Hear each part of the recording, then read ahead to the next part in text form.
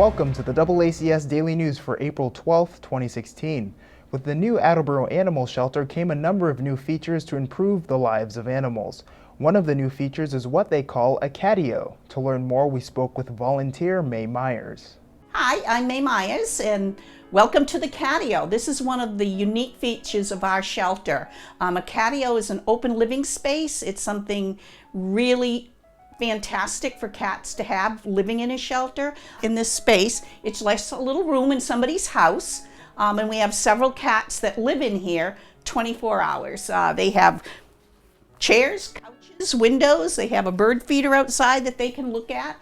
And our two current residents are Butter, living right here. Butter was an outdoor cat that decided the winter was not a good place to be outside, and so he's been living at the shelter since the beginning of the winter. And then his buddy up here is Alice, and Alice is a little bit of a fraidy cat. It takes her about 15 to 20 minutes to warm up to you. So if you sit in here, Alice will eventually come over and rub up against you and want to be petted, and she especially loves treats, so she's a real treat hound. And then Butter will just sort of love to play. You can throw balls on the floor and he'll pounce on them. And they like being together. They like having a companion. A lot of cats are like that. People will frequently come to us and have had two cats and one passes away and they're looking for another cat. We know that Alice and Butter might be good cats in that situation because they learn to get along with one another. The cats that we put into the catio can either have a medical issue.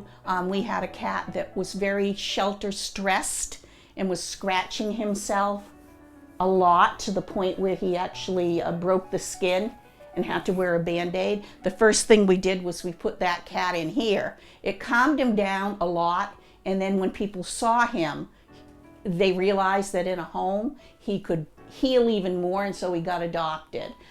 We've had other cats with issues. These two guys hated living in a cage at any point. Alice just didn't even want anybody going into her cage to clean it. So it became a little bit of an issue because we did have to change the litter box. And our old guy down here, Butter, he didn't like another male cat that we had living in the other room, Max, and so we moved him in here, and we've crossed our fingers hoping that these two would get along, and they do.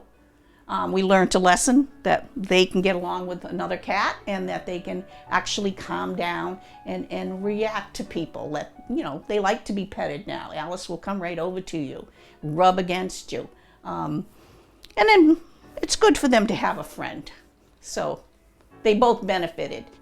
We might trade them out. We have one more cat in foster care that has a medical issue that we might be bringing in over the weekend, and he's diabetic. So we're going to maybe put him in here because he has to have a special diet. So he might be coming in here for the weekends. It depends. So it's usually cats that have a medical issue that we have to regulate special feeding for them or medication. Anyone who ever went to our old shelter knew that we were shoulder to shoulder. There was no room for anyone to really get a good feeling about a cat because we couldn't really let them out of the cages at all when we had adoption hours. The door to the outside was within feet of their cages. So if we let a cat out, it was really easy for them to scoot out the door. They were right back to the dog cages, so the dogs were constantly barking. Here, it's much more calmer. Even the volunteers are calmer. We have room to move around. Volunteers can come in and sit in here and play with Alice and Butter.